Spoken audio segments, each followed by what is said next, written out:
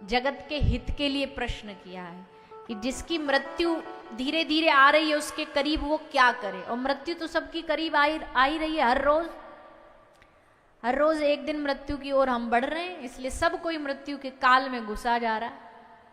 ऐसे में बचाने का साधन पूछ रहे हैं परीक्षित राजा। अपनी कोई अच्छा एक साधु के पास जाओ ना तो ज्यादा पर्सनल क्वेश्चन नहीं करना चाहिए, कोई अपने घर की निजी कोई बात ज्यादा नहीं करनी चाहिए। साधु से तो समाज के और अपने जीवन के कल्याण की बात पूछनी चाहिए। तो सुखदेव जी प्रसन्न हुए और राजा परीक्षित को कथा सुनाना आरंभ कर दिया। सबसे पहले श्री सुखदेव जी महाराज राजा परीक्षित को भगवान के प्रकृति पुरुष का स्वरूप सुना रहे हैं, प्रकृति का स्वरूप सुना रहे हैं।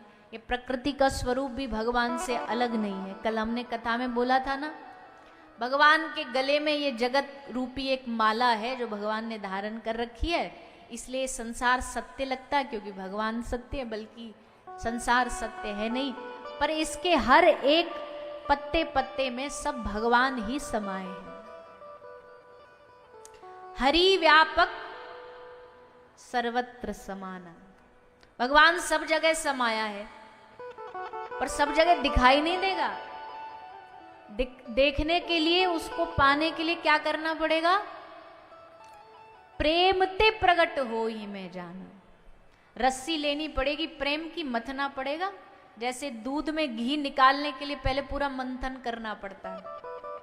आजकल तो सब बाजार से मिल जाता, पर पहले तो मैयाएं करती थी, माताएं करती थी कि नहीं करती थी? अभी भी शायद करती हूँ, हमको पता नहीं, पर शहरों में तो ये रहा नहीं। गांव की मैया कैसे बढ़िया वो ल्योनी माखन निकालती थी चला करके, सुबह सुबह पूरे गांव में वो जब वो मंथन की आवाज होती थी ना, उसी से पूरा गांव जागता था, अलार्म की जरूरत ही नहीं थी।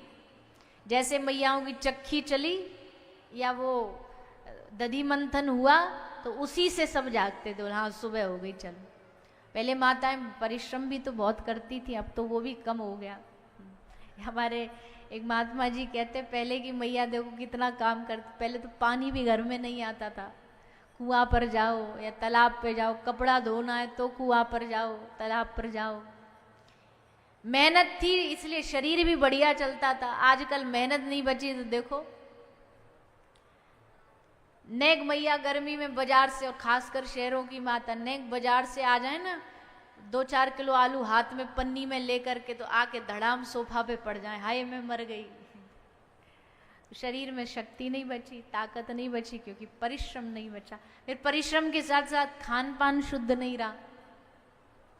इसलिए हम आप सबसे निवेदन करते हैं, आप सब गांव में रहते हो, हमने देखा है रास्ते में, हमने कल भी बताया, बहुत सारे पशु हमको मिलते हैं, पर हम निवेदन करते हैं अगर आप पशु रख ही रहे हो, अगर आप घर में दूध के लिए कोई जीव रख ही रहे हो, तो भैया हम हाथ जोड़ के कहते हैं घर में गाय रखिए, घर में देसी गौ माता रखिए।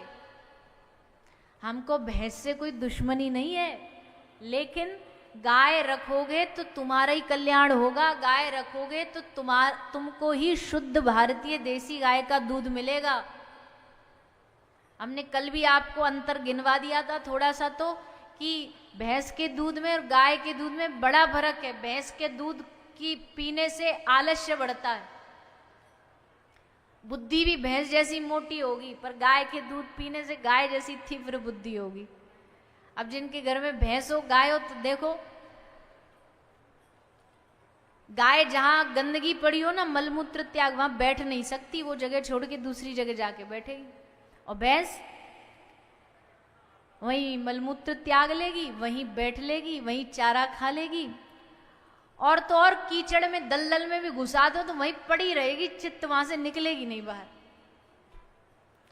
तो दोनों में बड़ा भारी अंतर है। इसलिए जब रख ही रहे हैं, सेवा कर ही रहे हैं, थोड़ा सा दूध की बात होती, थोड़ा भैंस से कम दूध होता है गाय, पर क्या हुआ, कम से कम शुद्ध तो होता है। इसलिए घर में गाय रखो। किस किस के घर में गाय है बताना जरा, और भैंस किसके घर में है बताना। नहीं हंसो नहीं, शर्माओ नहीं, जब है तो है, उसमें क्या है।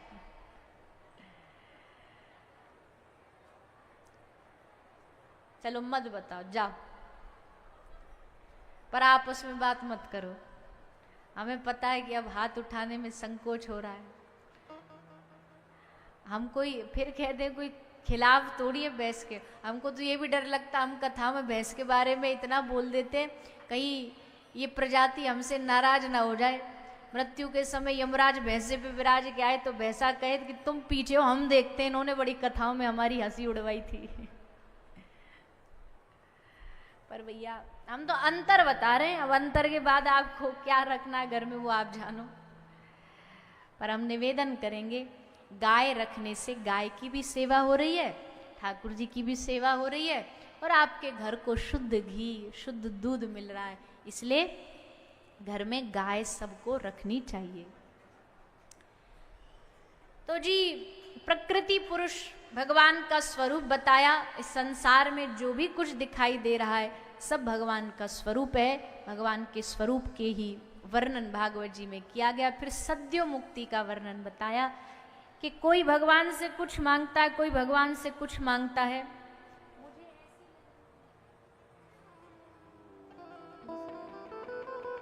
कोई भगवान से कोई वस्तु की मांग करता है, कोई धन दौलत की मांग करता है, पर सच्चा भक्त वो है जो भगवान से केवल भगवान को मांगे, भगवान से भगवान के अलावा और कुछ भी मांग नहीं करे। देखो हम चाहे कितना भी बोल दें कि निस्वार्थ बनो निस्वार्थ बनो, पर थोड़ा तो मांग आ ही जाती है। तो कोई बात नहीं, मांगना है, पर क्या मांगना है वो समझना बहुत जरूरी है।